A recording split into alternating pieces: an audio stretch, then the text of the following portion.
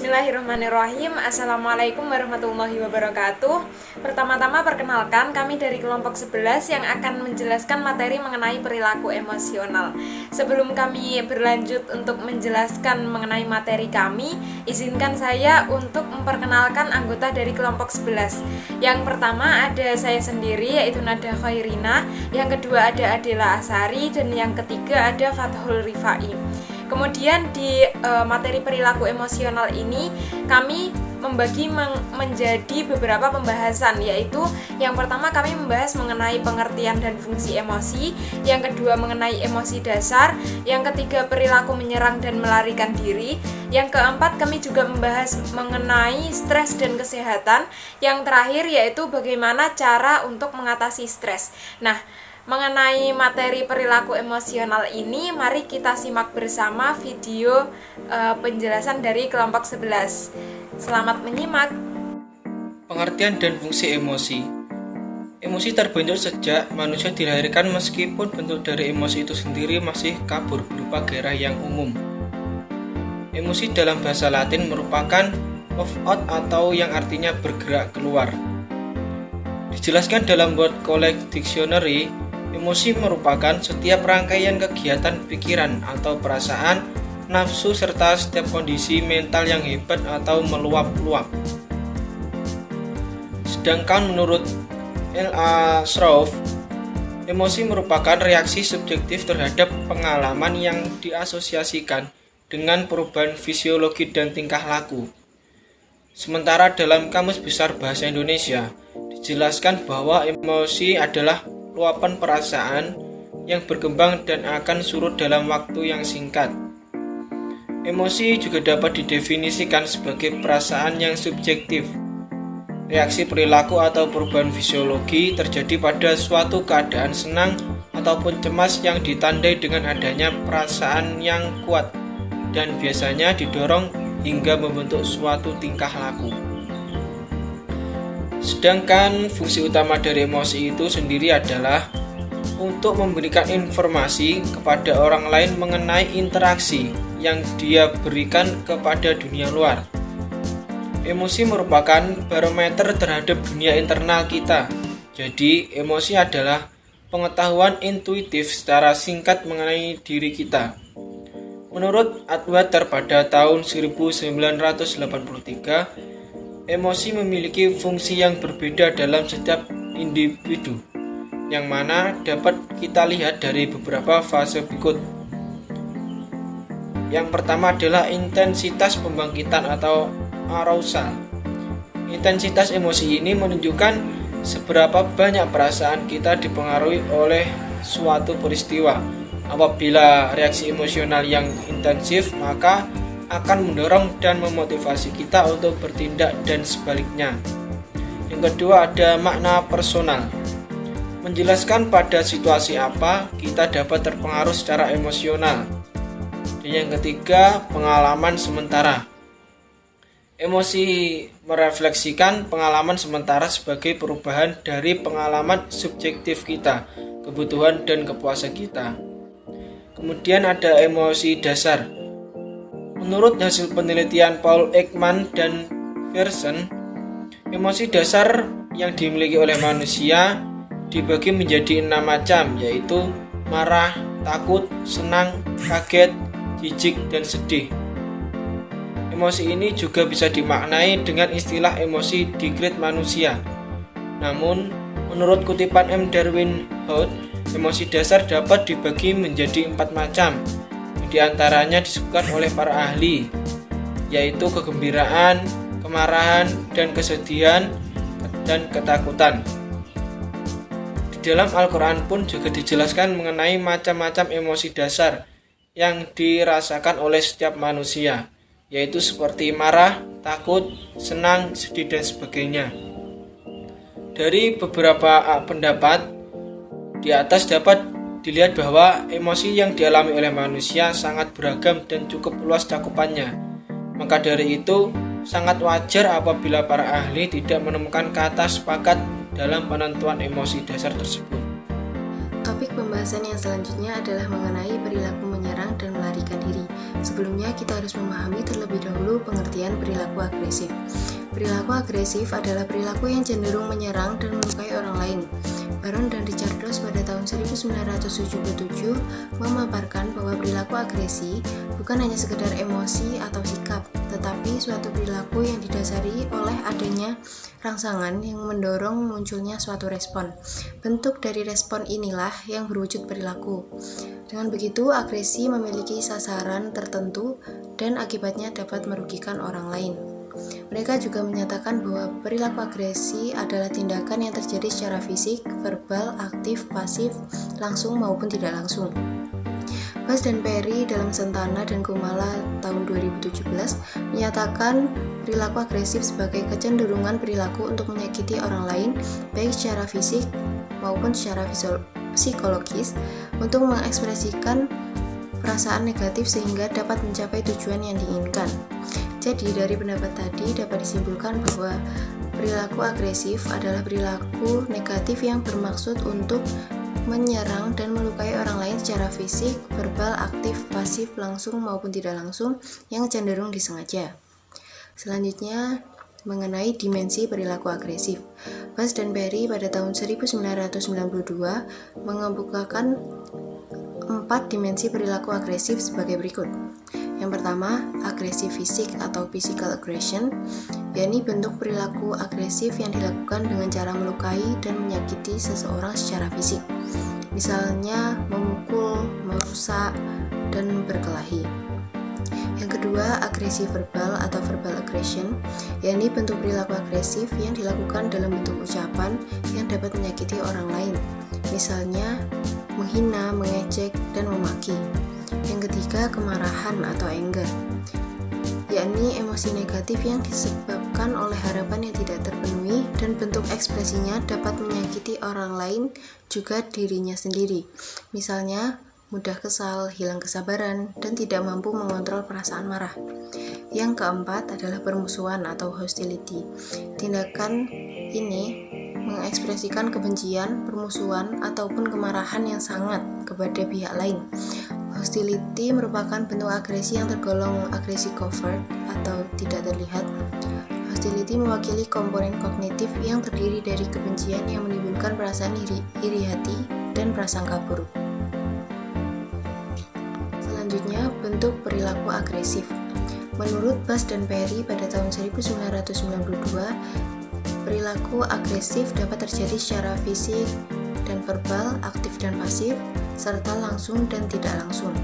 Dari beberapa bentuk tadi dapat ditarik 5 bentuk perilaku agresif, yakni yang pertama, agresi fisik aktif langsung, yakni tindakan agresif yang dilakukan secara langsung dengan individu atau kelompok lain yang menjadi target dan terjadi kontak fisik secara langsung, seperti memukul, menikam, atau menembak seseorang.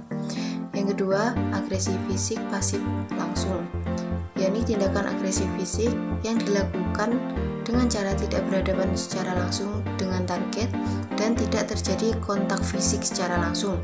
Contohnya, memasang ranjau atau jebakan untuk melukai orang lain dan menyewa pembunuh bayaran untuk membunuh orang lain.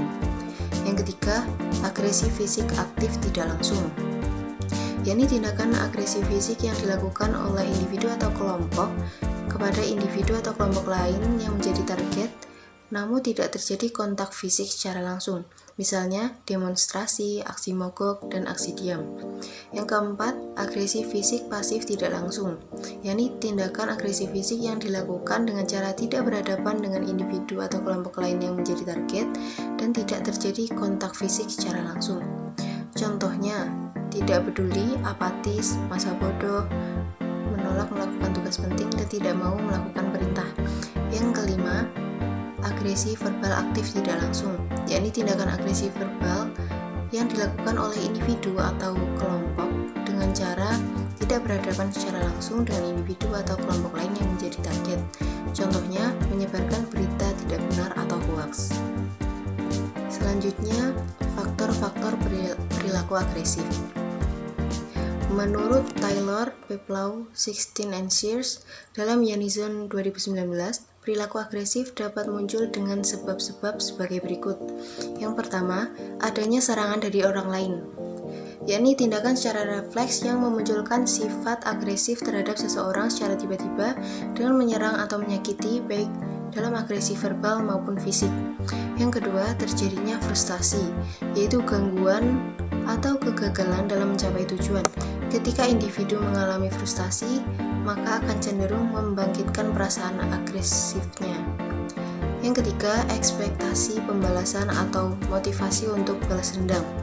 Ketika individu yang marah mampu untuk melakukan balas dendam, maka rasa marah akan semakin besar dan kemungkinan untuk melakukan agresi juga bertambah besar.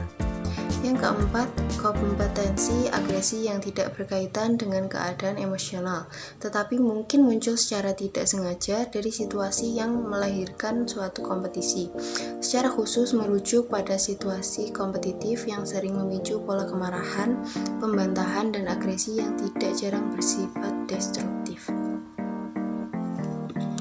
Selanjutnya mengenai kecerdasan emosi.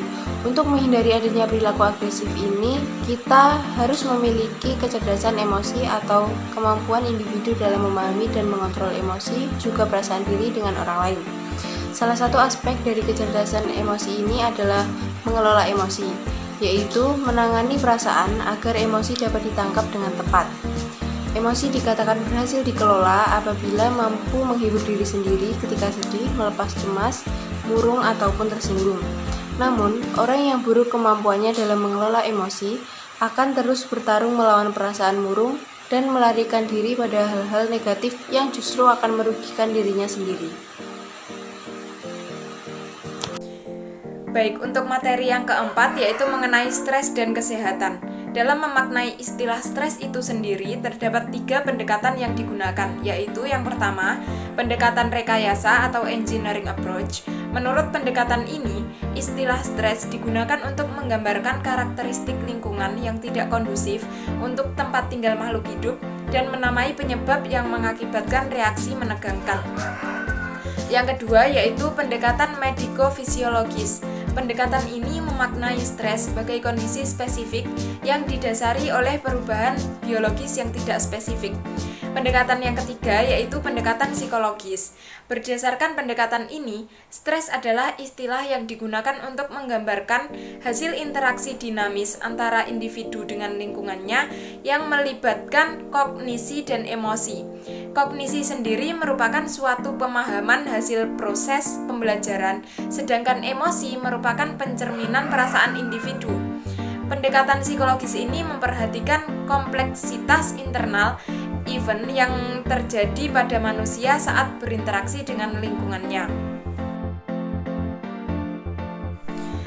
Dari beberapa pendekatan tersebut dapat disimpulkan bahwa stres adalah reaksi tubuh seseorang terhadap kondisi lingkungan yang tidak kondusif, mengancam ataupun membahayakan yang melibatkan emosi. Kemudian kita berbicara mengenai faktor apa saja sih yang menjadi alasan timbulnya stres pada diri manusia. Hal ini biasa disebut sebagai stresor. Nah, stresor ini dibagi menjadi 3 macam, yaitu yang pertama ada stresor fisikobiologis. Stresor ini berasal dari kondisi fisik atau jasmani, misalnya penyakit yang sulit untuk disembuhkan, cacat fisik atau kelelahan fisik, dan postur tubuh yang menurutnya kurang atau tidak ideal. Kemudian yang kedua ada stresor psikologis. Stresor ini berasal dari kondisi psikis atau kejiwaan seseorang. Misalnya berburuk sangka, frustasi karena gagal memperoleh sesuatu yang diinginkan, perasaan iri atau cemburu, konflik pribadi dan keinginan di luar kemampuannya. Kemudian yang ketiga ada stresor sosial budaya. Nah, stresor ini berasal dari keadaan sosial dan lingkungannya. Misalnya hubungan antara anggota keluarga yang tidak harmonis, perceraian, pengangguran, kematian, pemutusan hubungan kerja, atau kriminalitas dan lain-lain. Kemudian perlu kita ketahui juga mengenai gejala stres. Gejala stres dapat berupa gejala fisik dan gejala psikis. Untuk gejala fisik itu sendiri diantaranya dapat ditandai dengan sakit kepala, sakit lambung, darah tinggi, sakit jantung, sulit tidur, mudah lelah, keluar keringat dingin, kurang selera makan, dan sering buang air kecil. Untuk gejala psikis itu sendiri diantaranya dapat ditandai dengan gejala gelisah atau cemas, kurang dapat berkonsentrasi dalam belajar atau bekerja, pesimis, sering melamun, sering marah, dan bersikap agresif atau hal lain-lain. Baik, lalu apa sih hubungan antara stres dengan kesehatan? Menurut ahli kesehatan, tekanan stres ini sangat mempengaruhi kondisi kesehatan seseorang. Karena selain menekan kondisi mental mereka, stres juga mengganggu proses peredaran darah dan mengganggu fungsi kerja dari organ lainnya. Dari tekanan yang terjadi secara terus-menerus itulah kesehatan tubuh akan terganggu. Maka dari itu, stres membuat kronis ketegangan otot pada tubuh kita. Ketegangan otot membatasi aliran darah, cairan limfatik, dan impuls saraf. Lalu akan terjadi kurangnya oksigen dan nutrisi pada sel sehingga tidak mampu membersihkan zat-zat beracun yang ada pada tubuh kita. Hal ini menyebabkan rasa sakit kronis, toksisitas seluler, dan respon imun yang menurun. Baik, kita udah di pembahasan materi yang terakhir nih, yaitu bagaimana sih cara mengatasi stres atau cara mengelola stres. Pengelolaan stres dapat dilakukan dengan 3 langkah sederhana, yaitu dengan mengenali stres yang kita alami, memahami dampaknya bagi diri kita secara fisik, emosi, dan perilaku, dan strategi pengendalian stres, yaitu penundaan, antisipasi, atau pengelolaan stres. Baik, selanjutnya kita harus mengetahui 4 strategi dalam menghadapi stres. Yaitu yang pertama ada istilah yang dinamakan dengan coping. Coping ini dibagi menjadi 2 macam, yaitu emotion focused coping atau usaha individu dalam mengatasi reaksi emosional dari stres yang dialami, dan yang kedua ada problem focused coping atau usaha individu untuk merubah lingkungan atau menemukan solusi untuk menghilangkan stresor. Hal ini dapat membantu kita mengatasi stres apabila kita memahami gaya coping kita. Yang kedua, dalam strategi menghadapi stres ini, kita harus mengendalikan diri kita atau self-control. Dalam mengendalikan diri kita harus mengetahui 3 hal, yaitu mengenai efikasi diri. Efikasi diri itu apa sih? Efikasi diri itu yaitu perasaan mampu individu untuk melakukan suatu tindakan tertentu. Efikasi diri ini membantu seseorang untuk mengurangi respon terhadap stres yang dihadapinya. Yang kedua ada hardiness.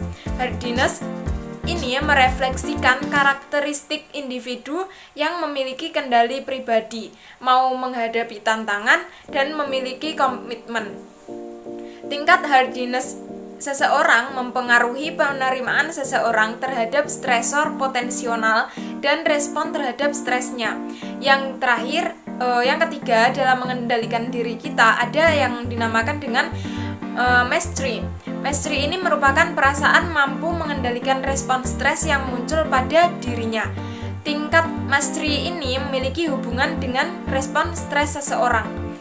Baik, yang ketiga dalam strategi menghadapi stres ini ada yang dinamakan modifikasi lingkungan. Dalam modifikasi lingkungan ini dibagi menjadi 3 macam, yaitu yang pertama ada asertif. Asertif ialah mengekspresikan hak dan perasaan kita tanpa melanggar hak orang lain.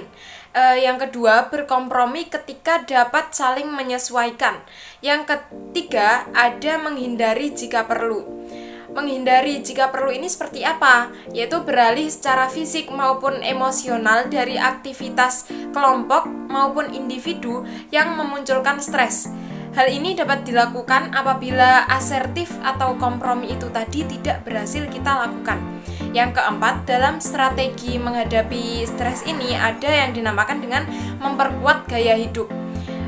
Memperkuat gaya hidup ini dibagi menjadi 4. Yang pertama yaitu membangun toleransi terhadap stres. Dengan memahami beberapa batasan, kita dapat bertahan dari stres tanpa memunculkan perilaku yang irasional. Yang kedua ada mengubah langkah hidup. Mengubah langkah hidup yang seperti apa? Merubah kebiasaan hidup kita menjadi lebih tahan terhadap stres. Misalkan berjalan lebih lambat, bangun lebih pagi, menyempatkan sarapan, hindari menunda pekerjaan, konsentrasi pada pekerjaan, seperti mematikan telepon saat kita bekerja, berkumpul dengan teman-teman, melakukan aktivitas yang santai, rileks, hingga menghindari kafein, alkohol, atau obat-obatan terlarang. Yang ketiga, yaitu mengendalikan pemikiran yang mengarah pada distres dengan berpikir positif, melibatkan pada aktivitas humor dan tertawa. Yang keempat, ada mencari pertolongan untuk meningkatkan kemampuan memecahkan masalah dengan mengikuti workshop seperti asertivitas, keterampilan sosial, manajemen stres. Carilah dukungan sosial seperti teman, pasangan, keluarga, atau sahabat. Namun, selain pendapat tersebut, ada juga pendapat lain, yaitu dari Maramis. Beliau berpendapat bahwa ada bermacam-macam cara untuk mengatasi stres. Nah, secara garis besar dapat dibedakan menjadi dua, yaitu yang pertama, ada cara berorientasi pada tugas atau task oriented, yaitu upaya mengatasi masalah tersebut secara sadar, realistis, dan rasional. Menurut Maramis, cara ini dapat dilakukan dengan serangan, penarikan diri, dan kompromi. Nah, cara yang kedua yaitu cara berorientasi pada pembelaan ego atau ego defense mechanism. Cara ini dilakukan secara tidak sadar atau bahwa hal tersebut keliru, tidak realistis, dan tidak rasional. Cara ini dapat dilakukan dengan fantasi, rasionalisasi, identifikasi, represi, regresi, proyeksi, penyusunan reaksi, sublimasi, kompensasi, dan displacement. Nah, nggak terasa nih, materi mengenai perilaku emosional udah kalian simak dari awal sampai detik ini. Semoga video ini bisa bermanfaat untuk teman-teman semua yang udah nonton, dan kami dari kelompok 11 meminta maaf yang sebesar-besarnya apabila ada salah kata ataupun perbuatan di video ini. Kami pamit undur diri. Wassalamualaikum warahmatullahi wabarakatuh.